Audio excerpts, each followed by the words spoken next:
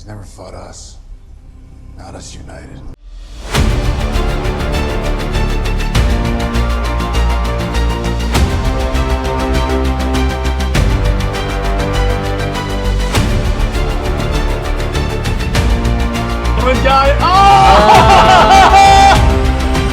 My favorite moment in the entire... Maybe I should complicate this before I start speaking here.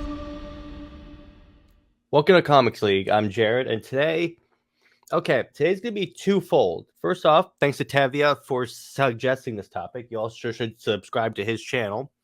I'll put a link to his stuff in the description. He does great work. So, all right, so I want to talk partly about Dark Crisis issue 6 for a specific reason, and it actually links to what Tevya wanted me to do.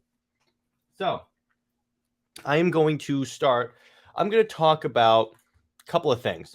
So, those of you that have watched this channel for any number of times know that I'm not exactly the biggest fan of Jon Kent Superman or Superboy.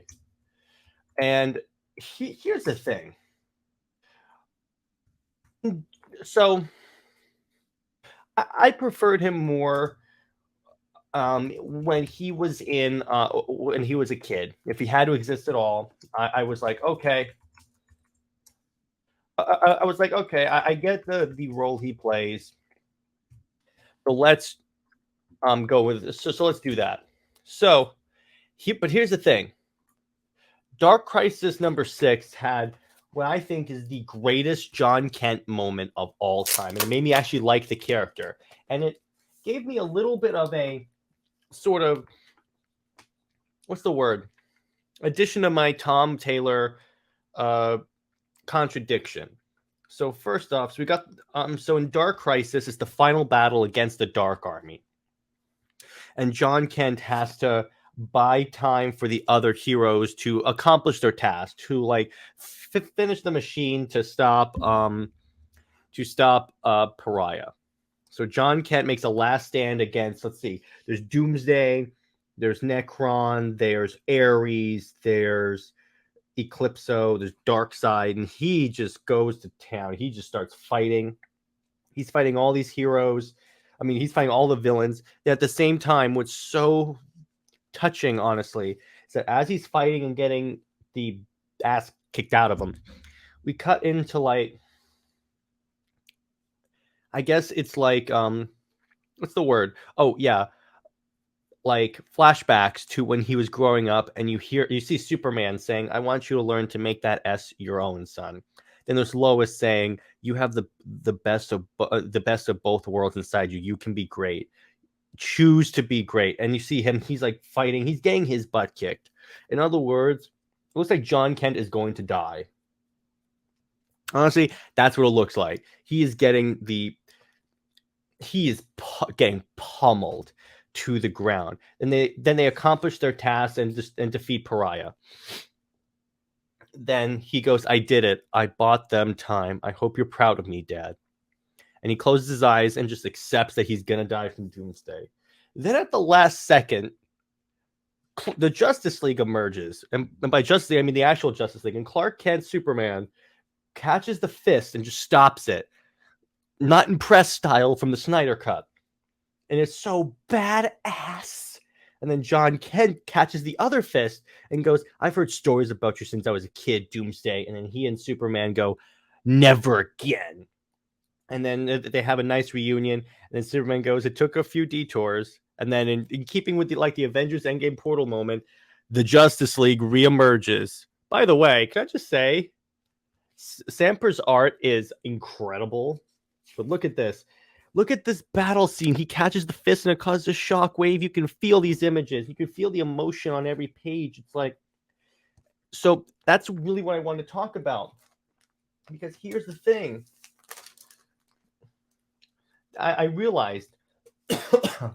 So yeah, I'm not the biggest fan of Tom Taylor. I mean, of Jon Kent. But that makes me a big fan of Jon Kent. That's him earning the Superman S. If Son of Kal-El had been that, then I don't think you would have had such backlash. And I would have liked the book. So you know what? Well done, Joshua Williamson. So that gets to what I alluded to in the beginning of the episode. The thing is, I realize it's not that I don't like Jon Kent. I don't like Jon Kent written by Tom Taylor. And that gets into actually something Nerdette said on a panel I was on. There's no such thing as bad characters, just bad writers. You can take any character and like diversify them and make them better. You can take any character and fix them. Any bad character, it doesn't matter. It just takes the right writer.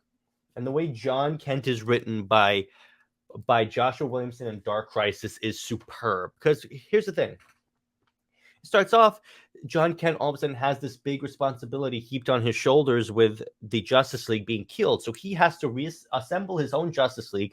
Admittedly, it sucks, but it's supposed to because he's just a kid. And then he has to grow up real fast and lead an army. He has to Superman it up. I love it. Instead of like protesting climate change in a cover, he's just saying, okay, I got to assemble a Justice League. It's just so cool. I'm in this. This is superhero comics, baby. So now it gets to part 2 of the video. So Tevya sent me a very interesting article, and I'm going to sum it up in this banner. Here's the thing. Again, I mentioned how I like Jon Kent more as a kid. And okay, so this is the title of the article. So I'm going to actually share my screen, and then we're going to read the article together because I think that this will be a good experiment, good video content. So the article in ScreenRant is Superman. DC needs to decide what to do with Jon Kent. Is Jon Kent Superman or Superboy? Though he holds his father's moniker, DC keeps revisiting Jon as a child and possibly harming his character. So let's read this article together. But thank you, Tevya, for suggesting I look into this. So it says here, though Superman's son, Jon Kent, has adopted his father's mantle for himself, DC seems insistent on going back to the age when Jon was still Superboy. The publisher solicits for an upcoming story in Action Comics reveals a problem for Jon that DC needs to address. Jonathan Kent is the only son of Clark Kent and Lois Lane and was first introduced in DC's Convergence event. With the merging of Superman's pre- and post-Flashpoint selves, Jon became the DC Universe's newest Superboy during DC's Rebirth push. Jon was an instant hit with fans, especially those who love the Super Sons partnership between Superboy and Robin. And by Robin, I mean Damian Wayne. And we all know which member of this community particularly really loves Super Sons.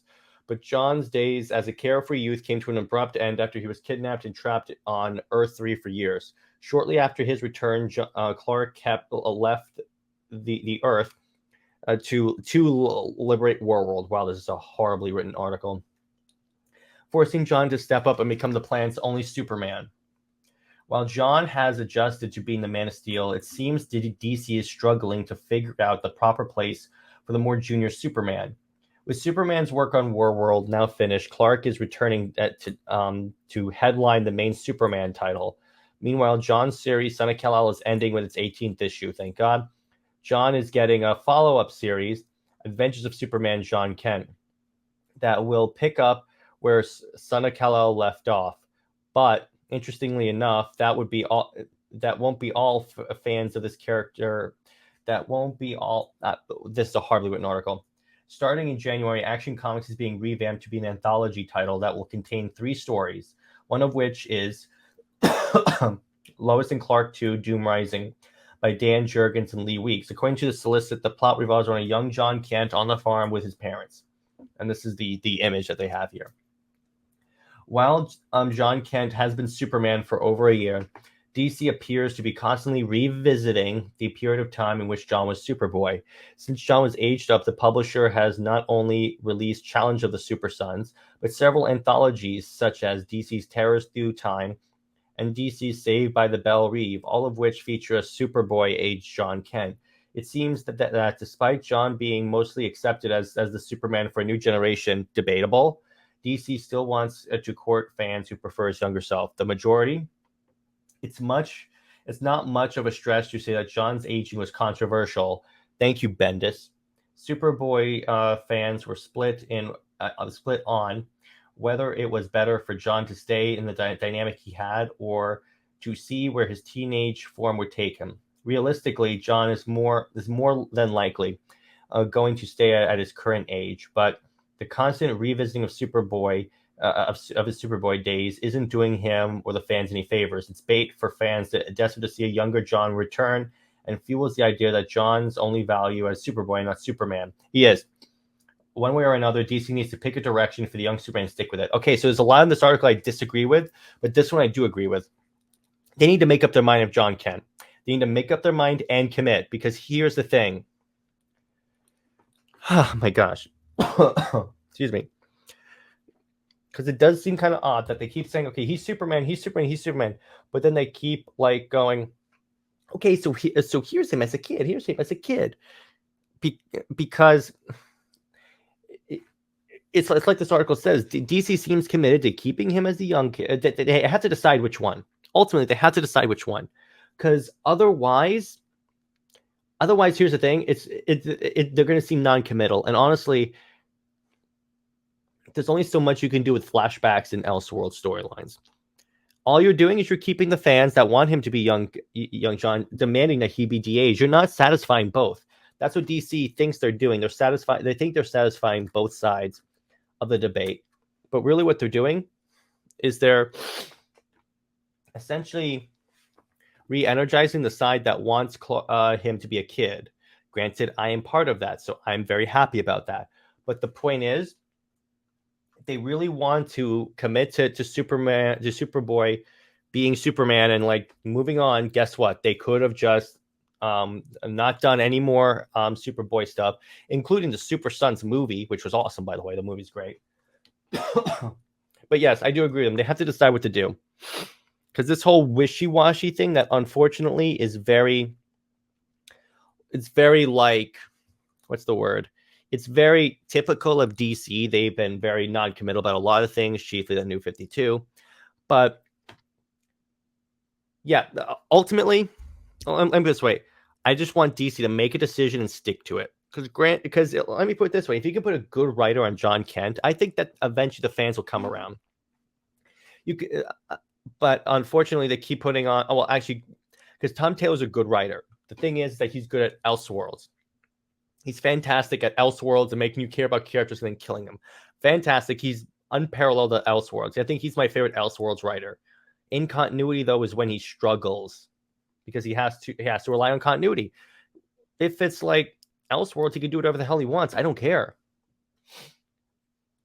With this, let me put it this way. The reason why Son of Kal-El failed is because it had too much of a social push. Social justice push. Here's the thing. You had Superman fighting stuff that realistically would never affect realistically would be solved by any DC hero like that. Second off, the coming out thing, like in the final issue, they have Superman. They make a big deal. Superboy is coming out to his son. Will the Superman accept him? He's Superman. I'm pretty sure Clark will accept him. I'm pretty sure that Lois Lane would accept him. You're It's more realistically, will Batman accept him? No, but Superman, really? The dude works with members in the community all the time on the Justice League. What are you talking about? See, this is where it comes off as a little tone deaf, because honestly, it makes it seem like you think Superman's a homophobe. That is horrible. That's a horrible mindset to have. Okay? I understand the whole representation thing, but there's a better way to do it so it doesn't come out as tone deaf. That's all I'm going to say on that. But the point is, yes, they need to make up their mind on what to do about Jon Kent, because you know what? It's getting annoying, honestly. And I think Tevya agrees with me. It is getting annoying that they keep trying to court both fans, but it's not going to work. It's honestly, eventually, it's not going to work. Now, it could be that there's another way to look at this. It could be that DC is trying to use these books to gauge sales. It could be they are planning to. Let's say they are planning to de-age. Let's say that it's an option to de-age him, but they want to see how popular it'd be. That would explain all these other books, because what they could be doing. I don't think that this is it, but I'm just trying to hear both sides of the argument. What this could be is they could be saying, okay, so let's see how books when he's a kid sell versus books when he's a teenager sell, and then we'll use that to base it. Because if he sells more as a kid, okay, fine, we'll de-age him. If he sells more as a teenager, we'll leave it the way it is and stop with this. Could be that's what they're doing. Who knows? But ultimately, let me put it this way: as I'm willing to give, excuse me. I'm going to check out the Adventures of the new Son of Kal-El miniseries. I'm going to check that out because that's the story I wanted to see of him dealing with Ultraman, the trauma. I'm excited for that. I'm going to check that out. I'm going to check it out when I'm going to check his books out when Superman relaunches, and I'm going to see. I'm going to give him another chance because it could be I just didn't like the story that was being told here. Because if I like him. Because if I like the newer series where he's facing Ultraman, great. Oh, totally fine. In other words, I'm one of the people that will give any character the benefit of the doubt. Because I've been proven wrong by some. I didn't think I would like Jessica Cruz Green Lantern so much, but when I really think about it, she's fantastic. Or it's with this guy. I may not have liked his first series, but maybe it's just because the story being told didn't resonate with me. It wasn't for me. That's fine. If this storyline works with me, then I'll say, okay, I will eat crow. And then obviously, if his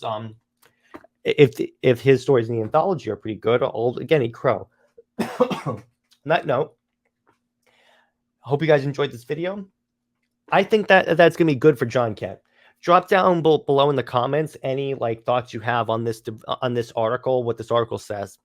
And what do you think they should do about Jon Kent? I'm interested to see. I get the feeling most of you are going to say DH him, but I'm interested. I want to see what you guys have to say. On that note, stay heroic, and I will see you in the next video. Bye-bye, everyone.